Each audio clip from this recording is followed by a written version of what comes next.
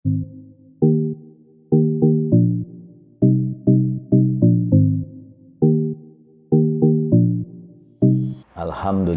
segala puji milik Allah Subhanahu wa Ta'ala yang telah memberikan izin pertolongannya sehingga bisa ketemu lagi dengan Jakatorik 165. Kita patut bersyukur kepada Allah dan kepada wasilah guru mursyid kita, mursyid yang 38, Syekh Abdul Rahman radhiyallahu anhu, di mana Jakatorik pada kesempatan ini akan mengkaji kitab Ihya Ulumuddin, karya dari Syekh Imam Al-Ghazali, Hamid Muhammad bin Muhammad Al-Ghazali. Pada kesempatan ini kita akan membuka Babustanil Asar, bab yang 12, Pisar Hidmati Masyayikh Sufiyah, dalam menjelaskan hikmat kepada guru-guru sufi. Di dalam ajaran Torekoh, karena Torekoh ini banyak menggunakan tentang masalah hati ruhani. Jadi di dalam Torekoh itu yang dikedepankan tentang adab. Adab kepada Allah, adab kepada Rasul, dan adab kepada guru. Nah, perjalanan Torekoh ini kita beranalogi, ya, kiasnya kepada antara Nabi Khidir dan Musa. Jadi Nabi Musa pernah belajar kepada Nabi Khidir.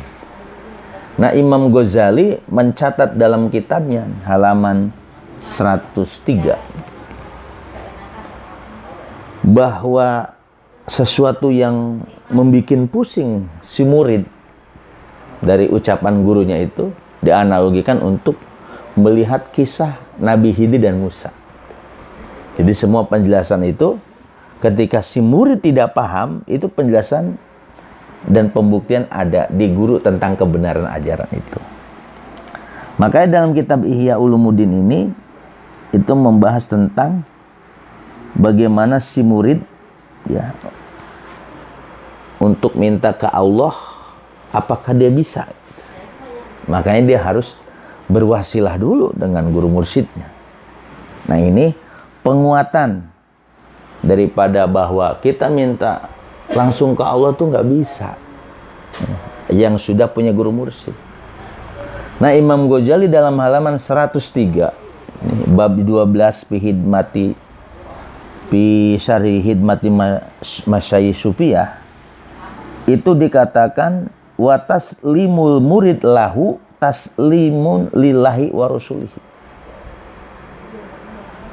Pasrahnya seorang murid kepada gurunya itu hakikatnya dia sudah pasrah kepada Allah dan Rasulnya. Sekali lagi, ketika kita punya guru mursyid, syekh mursyid, maka seorang murid itu harus pasrah apa yang dikatakan oleh guru mursyidnya. Maka Imam Ghazali dalam kitab Ihya halaman 103 bab 12, ya, dalam menjelaskan tentang hikmat kepada orang-orang sufi itu, pada guru sufi, di situ dikatakan taslimu lahu taslimu lillah wa rasulihi. Pasrahnya seorang murid kepada guru mursyidnya, hakikatnya dia sudah pasrah kepada Allah dan Rasulnya. Inilah yang menjadi dasar yang Jakatorik sering jelaskan kepada para ikhwan maupun saudara-saudara semua jamaah Jakatorik dimanapun berada yang melihat, yang nonton channel Jakatorik 165. Apakah ada? Itu dalam surat apa? Surat Al-Fatihah ayat 10. Innalladzina yubayyi'unaka, sesungguhnya orang-orang yang berbaiat kepadamu. Nah, di situ kepadamu, kepada guru mursyid masa kini. Innama yubayyi'unallah, bahwasanya dia sudah berbaiat kepada Allah. Yadullah fawqa aydihim, kekuasaan Allah di atas kekuasaan mereka. Paman nakasa fa inama yankusu ala nafsi, barang siapa yang melanggar kepada janji baiatnya, maka bahaya tanggung dia sendiri. Nah, ini ayat Al-Fatihah ayat 10 Imam Ghazali memberi catatan dalam Ihya Ulumuddin, taslimu lahu taslimu li syekh, taslimu lillah wa rasulih. Nah ini dalilnya nih. Jadi seorang murid itu harus pasrah, menyerahkan seluruhnya, totalitas jasad dan ruhnya, semua raganya untuk ke gurunya, pasrahkan semua. Nanti hakikatnya dia sudah pasrah kepada Allah dan Rasul. Nah, biar jelas nih. Nah disinilah Jakatori bisa mengatakan, minta ke Allah nggak bisa orang toreko, harus melalui guru ini. Buka soal 4 ayat 10. Biar pada nggak ragu nih iwan toreko, murid abah guru. Yang pada curiga, wah ini ada dalilnya dalam kitab Ihya Ulumuddin. Nah di situ berarti ketika seorang guru waya kudus ya, alal murid ahdal wafa. Di situ guru itu mengambil janji setia kepada muridnya. Makanya di kita ada talqin baiat. Talqin itu dituntun, kalimat lalu baiatnya itu janji setia untuk melakukan la ilaha illallah. Jadi si murid itu pasrah, nyerah diri untuk melakukan la ilaha illallah. 165 tentunya. Bisa roti khirqoh, dengan syarat khirqoh. Makanya kalau Imam Ghazali, orang di khirqoh itu sebenarnya hakikat baiat pertama. Di talqin ada nanti naik tingkat tuh sampai 10 ada khirqoh. Nah makanya di sini kedudukan seorang guru mursyid itu apa? Kata Imam Ghazali, fasailul murid suratun. Maka guru bagi seorang murid itu sebagai suratun, gambar bentuk. Yastasipul murid min warai hadisur mutalibah ilahiyah wal maradi nabawiyah. Di mana murid mengambil yastaspi, penyembuhan, mengambil sesuatu di belakang tuntutan sebangsa ilahiyah, maksud masalah ridho Allah, kita nggak bisa. Nah kata Imam Ghazali, seorang murid itu sosok surah bentuk, di mana si murid itu yang disebut minta ridho Allah, ridho guru dulu gitu. Begitupun marodi nabawiyah, minta ridho Rasul. Nah sebelum ke Rasul, ke guru mursyid dulu. Nah ini Imam Ghazali katakan, fasailul murid suratun yastasifu lil murid min waro hadis suratul mutalibatu ilahiyah wal marodi nabawiyah. Nah jadi seorang guru buat si muridnya kedudukannya, kalau dia sebagai gambar bentuk, kalau minta ridho Allah, ridho Rasul, ya malah guru dulu ya. Jadi nggak bisa ridho Allah, ridho Rasul, ke guru dulu. Mana dalilnya itu? Innalladzi yubayyi'unaka innama yubayyinu yadullah fawqa aydihim. Kemudian kata Imam Ghazali, wa yatadil murid anasyababun. Si murid itu harus menganggap bahwa guru itu adalah babun, pintu gerbang. Fatahallahu, di mana Allah membukanya gerbang tadi untuk guru, ila janibi karumihi, untuk kedekat kepada kemuliaannya. Jadi pengen ke Allah dulu ya, ke pintunya dulu, ke guru mursyidnya. Kemudian kata Imam Ghazali, minhu yadulu wa ilahi yarji'u. Masuknya si murid dari guru dulu pintunya tuh. Cari ridho Allah, cari ridho Rasul, ke guru dulu. Kebutuhan apapun nanti dari guru tuh. Rezekinya, pengen jabatan, pengen ini, ke guru dulu. Karena guru itu masuknya si murid dari pintu guru dulu, pulangnya dari pintu guru juga. Itu analoginya begitu. Wa yanjilu bisaihi sawani huwa wa mahamahu dunia wa dunyawiyah. Jadi nanti yang namanya guru itu menurunkan, ya, mengadu kepada Allah semua kebutuhan, kepentingan agama, kepentingan dunia, nanti gurunya ya, untuk muridnya. Wa yataqidu namanya anase yanzilu bilal karim, dan guru juga menurunkan dengan bantuan Allah yang maha mulia sebagaimana untuk muridnya, untuk kebutuhan murid-muridnya. Misalnya muridnya lagi ada susah apa, nanti guru mursyidnya yang mohon kepada Allah. Kita belum nyampe, Ya kalau kita langsung ke Allah belum nyampe. Nah ini dalilnya. Buka kitab Ihya halaman 103 bab 12, keterangannya pada Syarah Hikmat Masyayikh Sufiyah. Coba buka di situ. Wa yarji bidzalika ilal murid, semuanya itu adalah dikembalikan kepada Allah. Ya, kebutuhannya jadi guru yang nyampein. Kenapa? Kalau murid itu biasanya pakai hawa nafsunya mintanya. Bahwa amanah indahu, maka itu adalah amanah Allah yang diberikan ke guru mursyid buat si murid-muridnya. Jadi kita nih berdoa nih, kita doa nih. Hakikatnya guru yang nyampein tuh. Nah, jadi kalau bahasa di Abah itu tawasul. Jadi Abah yang nyampein kesan ini, dalilnya ada di Ihya Ulumuddin. Wa yastagisu ilallahi bihawajil murid. Wa yastagisu, guru tadi memohon istighosa, mempertolongan kepada Allah bihawajil murid, untuk kebutuhan murid.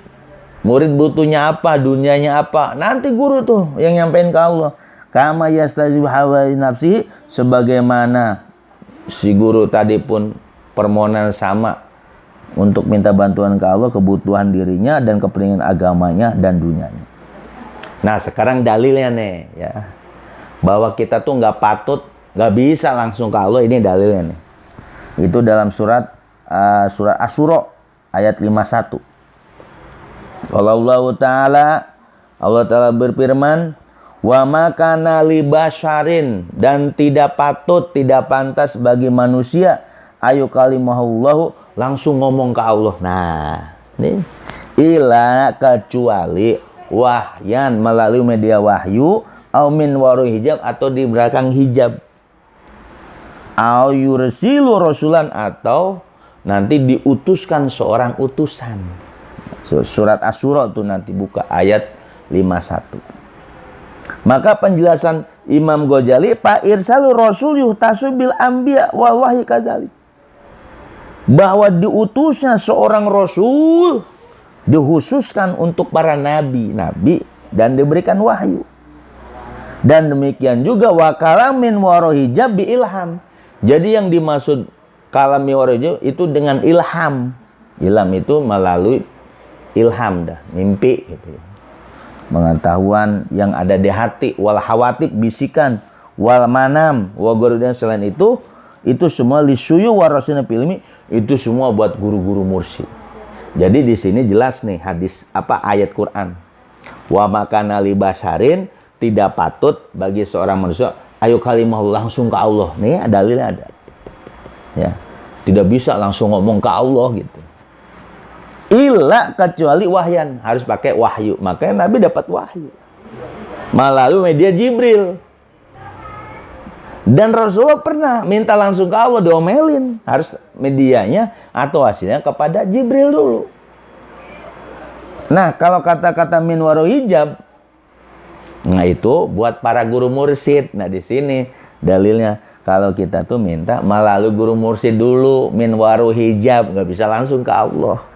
Kalau Nabi dan Rasul, ya itu diutusnya buat para Nabi dikasih wahyu. Kalau zaman guru mursyid ini ilham atau hawatib, bisikan, atau melalui mimpi. Dan selain itu katanya Imam Ghazali, li syuyukh warasina fil ilmi, buat para guru-guru mursyid. Jadi kalau ada murid nih dimimpin sama guru, nah itu kata-kata min waro hijab tadi.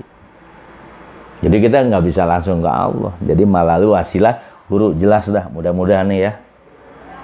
Dalam kitab Ihya Ulumuddin bab 12 tentang syarah hikmat kepada guru sufi halaman 103, bahwa sering Jakaturek mengatakan kalau kita minta langsung ke Allah itu nggak bisa, nggak ada. Ya ini dalilnya. Nanti buka surat Asy-Syura ayat 51. Jadi kalau kita sudah pasrah kepada guru, hakikatnya sudah pasrah kepada Allah dan Rasul. Dan itu menguatkan juga di surah Al-Fatih ayat 10. Jadi supaya nggak ragu lagi nih, khususnya murid-murid Syekh Abdul Rahman di mana saja ya. Jadi kalau kitab Tandul Qulub itu guru mursyid itu wasilah murid ilallah wa babul ladiyya dulu minhu, dan pintunya untuk bisa masuk ke Allah itu melalui guru. Jadi pulangnya, perginya, mahal guru dulu. Jadi semua murid-murid Syekh Abdurrahman di bawah bimbingan Abah Guru Syekh Abdurrahman, Mursyid dan 38, TKN, Toreko, Kodawa Naksabandia. Sekali lagi, kalau kita tidak bisa langsung minta ke Allah, ini dalilnya. Wa makana li basyarin ayu kalimahullah.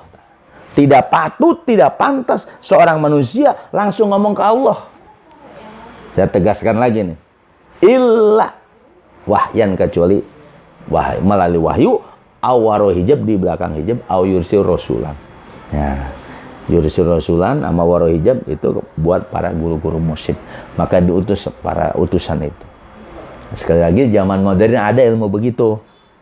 Makanya di Toreko itu sekali lagi ilmunya untuk bisa nyambung ke guru disebut Rohbito Mursyid. Mudah-mudahan jamaah Jakarta 165 yang sudah mendapat Toreko dari guru-guru kita, ya khusus Syekh Abdurrahman, mudah-mudahan Anda harus yakin bahwa kita nggak bisa langsung ke Allah itu.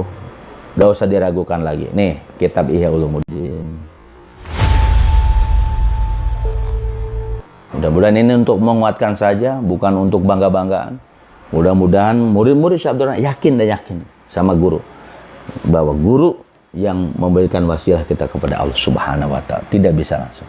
Mudah-mudahan bermanfaat. Jakarta mudah-mudahan jamaah Jakarta dimanapun berada tambah semangat lagi, tambah sukses lagi untuk tetap bersatu, semua bersatu. Jangan sampai pecah, jangan sampai berselisih. Untuk kita satukan bahwa ajaran Abah Guru itu, Abah pernah mengatakan kepada pribadi saya, Jakarta 165, bahwa kalau ajaran Abah itu ada di juz 5-nya. Nah ini nih, juz 5. Kemudian ada hikam. Abah udah ngasih ijazah tuh. Dan bermanfaat. Saya wabillahi taufiq wal hidayah. Assalamualaikum warahmatullahi wabarakatuh.